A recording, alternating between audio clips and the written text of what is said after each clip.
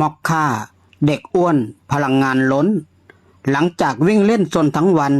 กินอิ่มแบบไม่เกรงใจใครตอนนี้มอคค่าเริ่มโตแล้วครับไม่ต้องป้อนนมเหมือนเมื่อก่อนแล้วเพราะกินอาหารเม็ดเก่งมากๆ แล้วดูตอนนี้สิหนังท้องตึงๆหนังตาก็เริ่มหย่อน หลับปุ๋ยเลย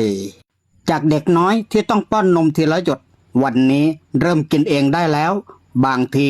การเติบโตที่สวยงามที่สุดอาจเป็นการได้เห็นใครบางคน